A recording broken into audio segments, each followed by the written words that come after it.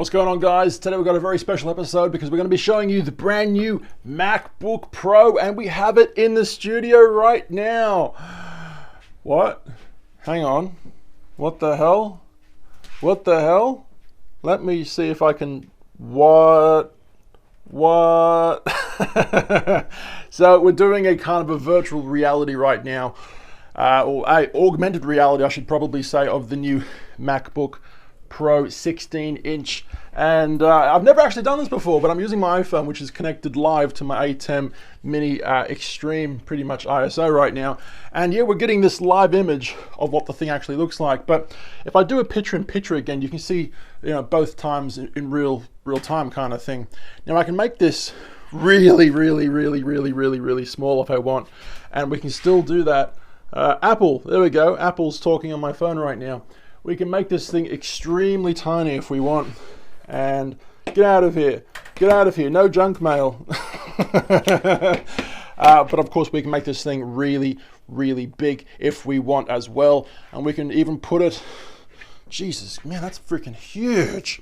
We can put this thing over here on the lounge if we want. Let's put this thing on the lounge.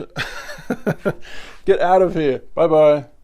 So yes, all right, we're talking, enough of that fun. I've never done this before, so, you know, naturally we're gonna have some fun together. We're gonna talk all about this one today. If that sounds fun, do you think, lads? We're on two different channels, all right? Channel 2 and of course Channel 1, Instagram, Facebook, YouTube, Tallboy Gareth. All right, now let's talk about October. September and October are usually really good months for Apple, you know. One thing that's missing this year, the MacBook Pro touch bar, gone.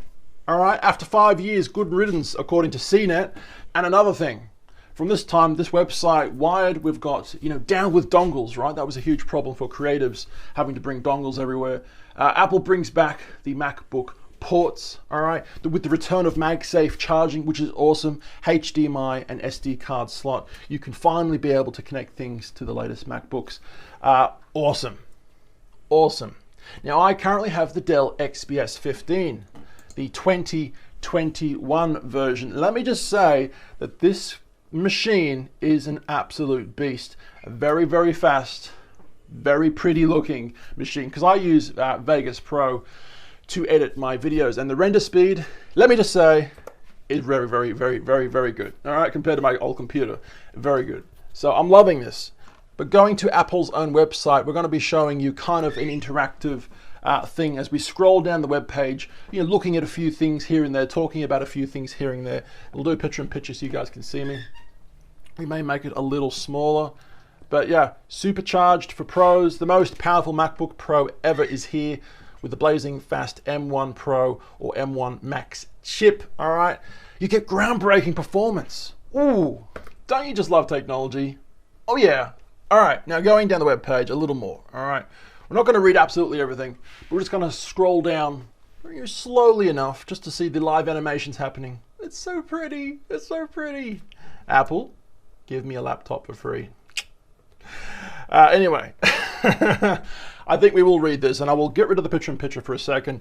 All right, so on the top right, we've got 3 times faster CPU performance. We've got on the bottom left, we've got up to 21 hours battery life. On the top left, we've got up to 13 times faster graphics performance. On the bottom right, we've got 11 times faster machine learning. All right, moving to the next one.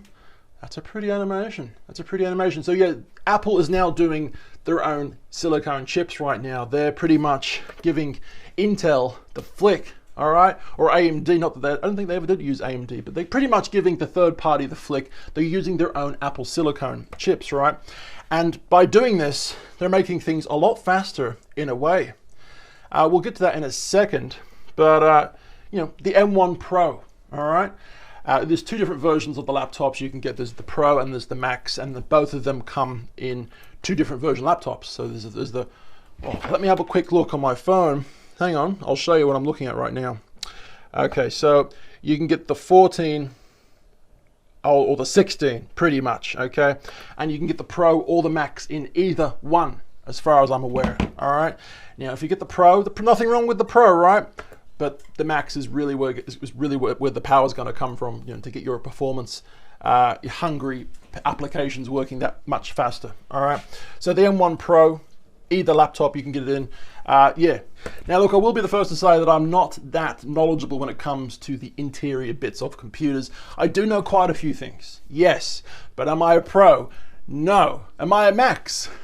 No either, but it was a reference, all right? Getting back to the thing. Now, going to this separate web page on Apple's web page regarding their actual microchips, right? Yeah, let's have a quick read on this. So, let's make it a bit bigger, right? The new MacBook Pro is the first to put a system on a chip, otherwise called as SoC, into a Pro notebook. Now, other Pro systems use power-hungry CPUs, dedicated GPUs, and multiple chips, right? Each working separately. Now, the M1 Pro and M1 Max combined the CPU and the GPU, the I/O, and neural engine into a single SoC with unified memory. Now, as a result, the M1 Pro and M1 and the M1 Max, I should say, not only flies through intensive workflows that were once impossible on a notebook or laptop, obviously a laptop, right? But they also provide incredible battery life. So yeah, connected at the chip, right? So other Pro notebooks need to copy data back and forth over a slower interface. Not the new MacBook Pro apparently, because it's CPU, the GPU share a single pool of unified memory. Now that means that every part of the chip connects to data and memory without needing to copy it. So everything you do is faster and more efficient. Take a look at the chips, right? These are the bad boys, all right? Right, this is probably a better representation of them right there. So that's the M1 Pro is bigger than the actual M1. So I don't have a photo right now, but the previous M1 chip for the previous generation MacBook Pro is a lot smaller than this one right here, and that's quite big. But if you want, of course, get the Max, which is going to be a lot more money. All right, look how big this is. All right. So one of my major concerns, I wouldn't say major concerns, but one of my concerns is if you want to upgrade the RAM. Well, it looks like you can't, all right? That's just what Apple does. They've been doing these kind of things for a while now. And, you're losing that situation, but I'm guessing you're gaining better battery life, a much faster computer. So I guess it kind of works out in the end. And I think that this is probably where technology is going in certain aspects, in certain applications. Not when it comes to, professional PC kind of thing. You want to be able to update this and that, but when it comes to physical devices like an iPad or a laptop computer kind of thing, having everything on a single chip will probably make a lot more sense for the future. All right, it'd be a lot faster, a lot less energy intensive. Yeah, it's probably the better way to go, right? Anyway, I'll continue on to the next thing. If you guys see something that I'm not reading, please feel free to actually pause it and actually have a look yourself, right? Look at the pretty colors, everyone. Look at the pretty colors. All right. Quick little read of this thing. So scary fast. All right, that's how scary it is. It's so fast, it's scary. The M1 Pro takes the exceptional performance of the M1 architecture to a whole new level world. For Pro users, even the most ambitious projects are easily handled with up to 10 CPU cores, up to 16 GPU cores, a 16-core neural engine, and dedicated encoder and decode media engines that support all those ones. All right, awesome. So scrolling down a little more to see the next part of the animations. It's so pretty. It's just so pretty. So according to Apple, of course, the M1 Max is the most powerful chip ever created in a Pro notebook. Now, if you guys want to read the rest, then please absolutely do. Scroll down a little more to see if you guys may find anything interesting. So yeah, the new MacBook Pro is available in the 14 and the 16-inch models.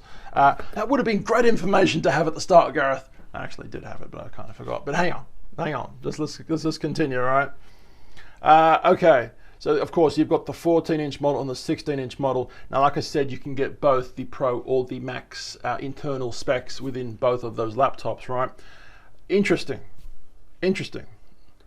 The 14 model looks like it has the Core i7, while the 16 has the Core i9. So sometimes getting the i9 in a laptop isn't really worth it price-wise and performance-wise. Sometimes the i9 can actually drain a lot of the battery when it's really not needed to get the i9. Sometimes just getting the i7 in a laptop kind of thing is the way to go. You're paying extra for the i9, and the performance. Well, the performance for the Dell XPS 15 at least wasn't. The extra performance wasn't really justified in my case to get the i9, so I ended up getting the i7. For the Dell XPS 15. But in this case, maybe the i9 is a lot faster than the i7. It'd be interesting to find out some scientific knowledge on this stuff, so we know exactly how much faster it is, right? So this is showing the CPU performance. All right, this one's showing the GPU performance. Now that's just showing faster render speeds when it comes to your Final Cut Pro and Blackmagic, DaVinci Resolve Studio. If you're a video editor like me, you're gonna love a laptop like this. All right, it's gonna be pretty good. Is it perfect? Is it perfect? I don't know. Getting close. It's getting very close, right? We can do this all day apparently. Scrolling down a little more. So these are the hours that you get on the batteries between the two models, right? 17-hour playback on the 14 or the 16-inch models, the 21-hour playback. Of course, it will vary on hours based on wireless web browsing. Okay, so that's the difference. Now, the coolest part is the advanced thermal system, moving 50% more air, even at lower fan speeds, apparently. So yeah, they've added somehow a faster way to basically dump out the heat, the accumulated heat inside the laptop to get rid of it. Awesome. Having a laptop or any device as cool as possible is great, right? The warmer a electronic device is, the possibility of it not lasting as long in years to come will be, right? The cooler the better. You've seen some people using liquid nitrogen or water-cooled computers kind of thing. It can actually produce a lot of speed increase. So yeah, the cooler you get something, the better, right?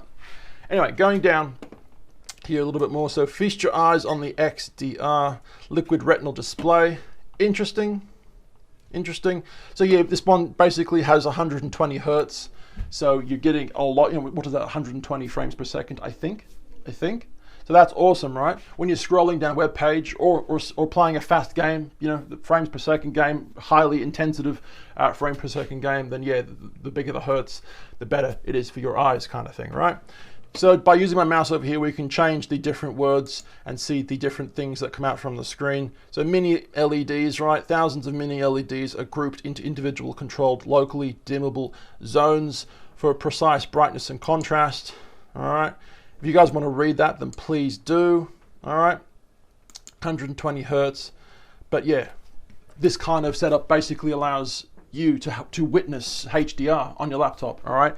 Some laptop companies have been doing HDR for a little while now, but I think this is Apple's first time doing this, but with LEDs, not OLED. All right. But one of the major issues with OLED is that it can result in burn-in images after a while, right? So the start button or applications on your home screen, right, could potentially burn in, which is why, having a screensaver is very important, right? But, OLED is really obviously good when it comes to the blacks, all right? The deeper the blacks, the better the picture quality is. But in my opinion, when it comes to laptops, I think I would like to stick to LEDs, all right? I don't want burn-in, all right? I want my picture to last as long as possible, even if the HDR isn't as good. But anyway, that's just me, right?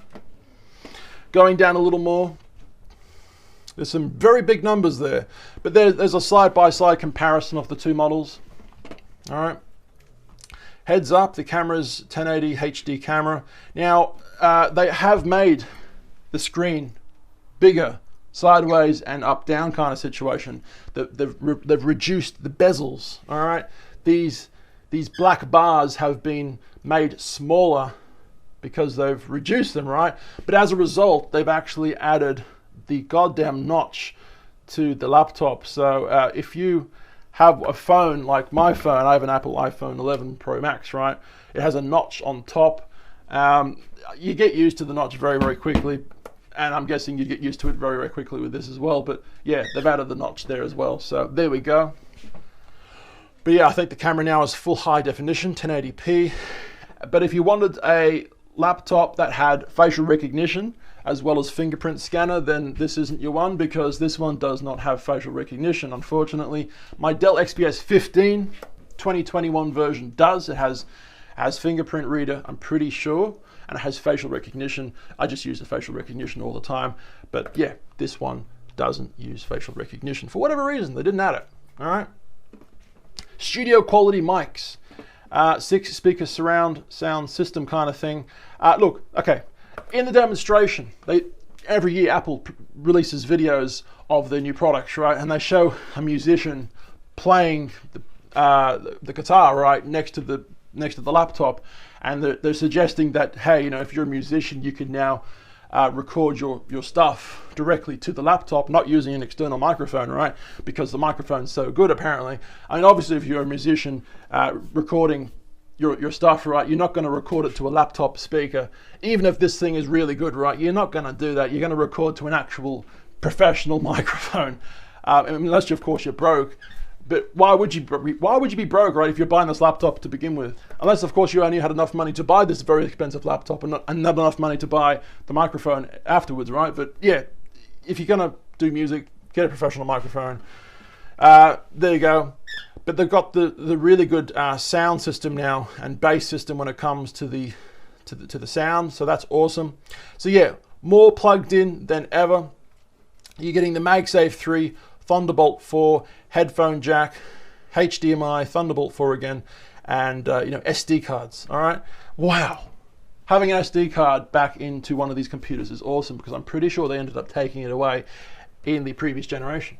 Why the fuck would they do this? Like, this is a computer for the professional person, right? For the professional creative, right? People that want to, video edit straight directly to their computer, right?